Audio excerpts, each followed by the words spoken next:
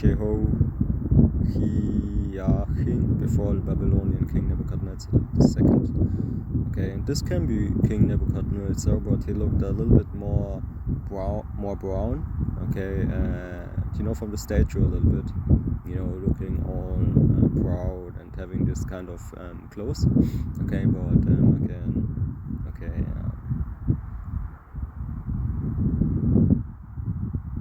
A little bit different. Nebuchadnezzar.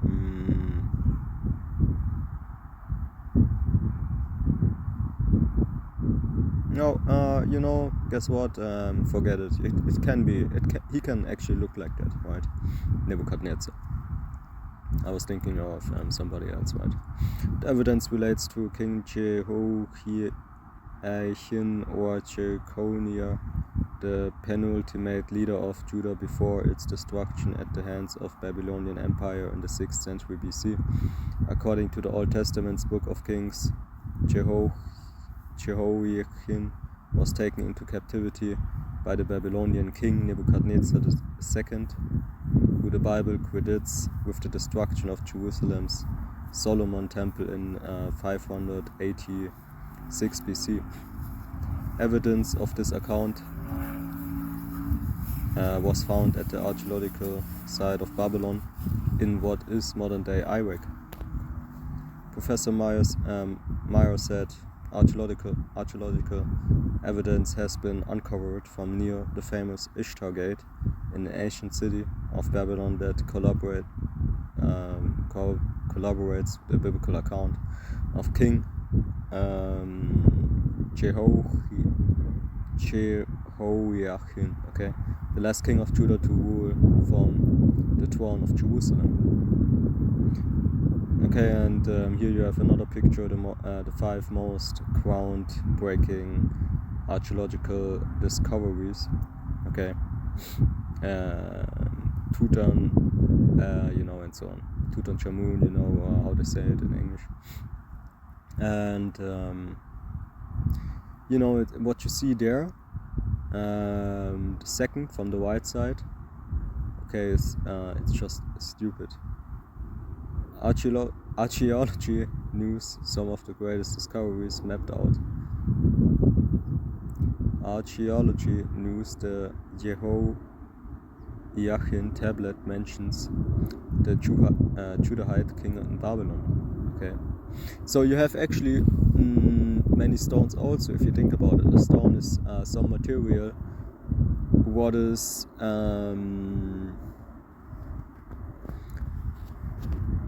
you would say it's kind of like a material which you can't destroy that quick, right? And also, if you just leave a stone there, it will never basically destroy itself in nature itself, like you have biomaterials, okay, and if you just leave a banana, for example, somewhere, it will basically disappear at some point because nature around it will basically consume it at some point, right? If you go into a very long period of time, okay, like you have certain materials that will basically take a little bit longer, but everything what you see basically, not when it comes to humans, especially Esau, okay, or wicked Israelites, okay, or I don't know, inventions, because we made inventions a lot, okay, really a lot, but if you think about it, okay, many of these things will just disappear at some point, okay.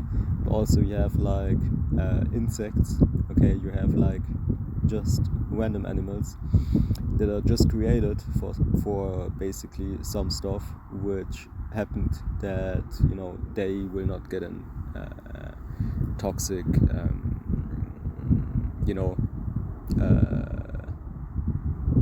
destruction in their body after eating it, or just or doing away with it, and this is how nature really works, okay. It's all a living circle basically. but not when it comes to us humans, okay? And even politicians can tell you that, and that's the only thing really what they can tell you. But let's continue, okay? And I don't really, what they talk about, this climate change, no. Okay, of course, okay, there is a certain kind of climate change, but does it, okay, it's just let me say it like that, the possibility of an asteroid, okay, a meteoroid, that it basically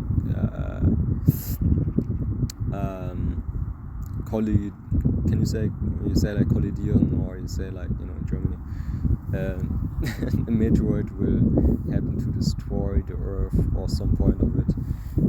I don't know, maybe it's even higher, okay, then that the climate change can affect you in a way where you actually can be interested. Okay, really these people really don't know what they talk about, right?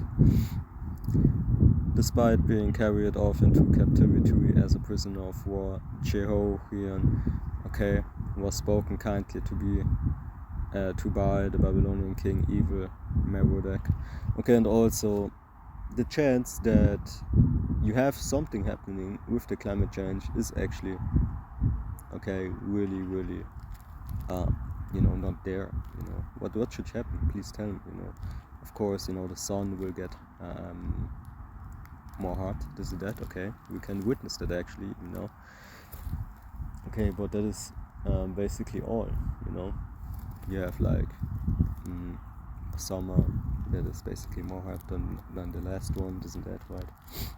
Okay, really these people don't know, and I also don't really know much about that, but the possibility again, okay, that Yahweh will just use a meteor or the prophets, okay, that will bring a meteor to destroy a part of the earth is way bigger, okay, than that the climate change will change anything, like to say, change, okay. They should better bring out them facts, man, okay.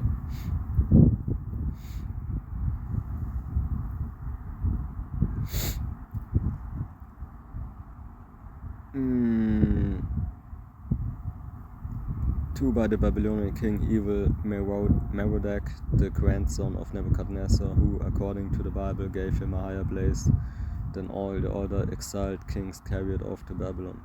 Along these lines, an administrative tablet has been found by the German archaeologist Robert Koldewey, 1899 to 1917, in a royal archive room of King Nebuchadnezzar, and this is just as in ancient Babylon. The storeroom full of treasures produced many interesting finds, but none, or finds, or you say, I think finds, but none are as important to biblical archaeologists than the tablets Koldewey discovered that date from shortly after the destruction of the Temple of Solomon in 586 BC. Lost in the sands of time was an official government receipt of the deliveries of oil to different royal households taken captive by the Babylonians. Okay, and you have a place in Berlin, okay, and I could actually visit that real quick, if I can do it, maybe this weekend or next.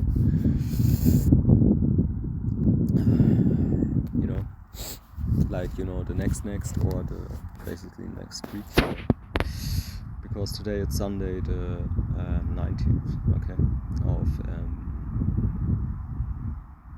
September, right? Because I had closure of my channel for like 1 week, and I made the videos, but couldn't upload all my videos all the way to now, right, to today. Archaeological news are depictions of the fabled Ishtar Gate in Babylon. Okay, and you can see this in Berlin, I believe, right? Okay, archaeological news, the ruins of ancient Babylon in modern-day Iraq. Okay, okay, we can read it to the end real quick, and then we will bring out some scriptures. they speak of 10 liters, I don't know, whatever, of oil being delivered to the Judah king. Somebody has a problem with my English, you know, I don't care, because people understand me maybe better than they understand you. And also I have a big, you know, I hate to say I have a big knowledge, but I know many words, and that I believe does me benefit more than to maybe speak it the wrong way.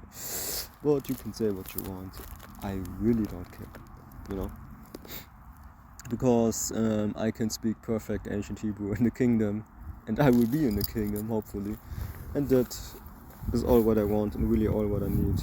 And you know, I could say something good, you know.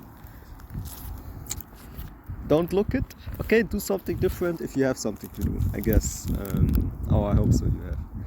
The inscriptions read, 10 siler of oil to king of La Hudu. Okay, 2.5 sealer of oil to the 5 sons of the king of La Hudu. I just read it like it is there, right? 4 sealer or siler to 8 men of La Huda. Okay, and also sometimes I just miss the words because you know, of doing a video and being a little bit, you know, this, but actually I know them, okay, so don't think too much out of sometimes, you know, don't do it.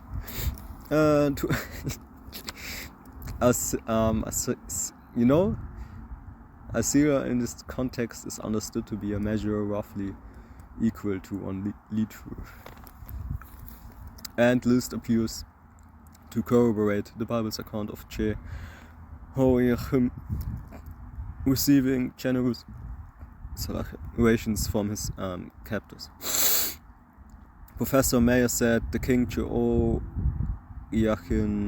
ration tablet, which is now on display at the Pergamon Museum in Berlin, as I said, okay, dates to just, and this is really something, you know, maybe just to know a little bit more of what you actually hear right here, man, you know. I want to see it, okay. Well, I don't know if I can make it, okay, quick enough before they have that vaccination status, you know, requirement to go in there, man, you know.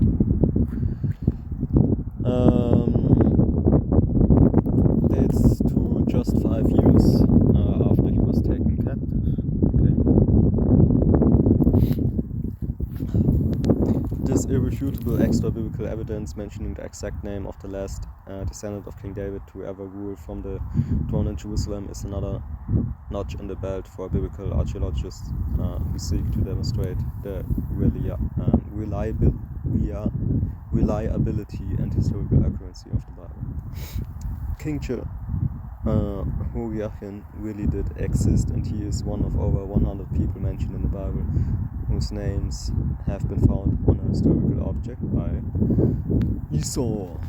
Okay?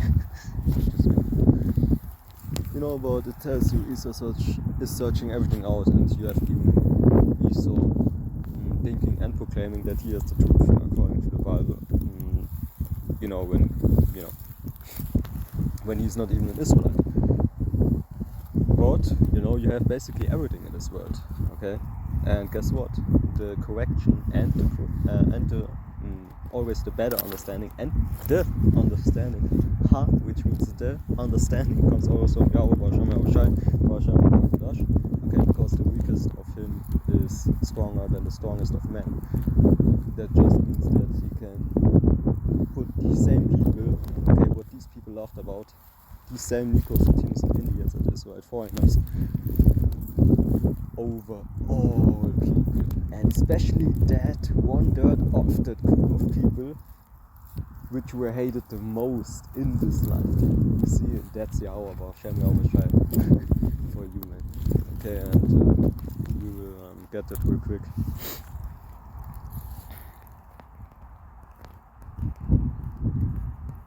I told you that in another video about, you know, it's a beautiful scripture, or Yapar scripture, to say it in ancient Hebrew.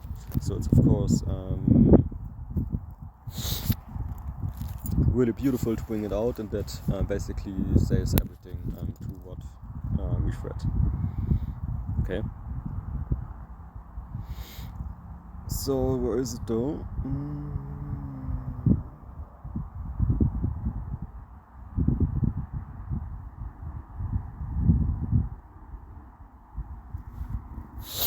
It's not George's, okay, that's for sure.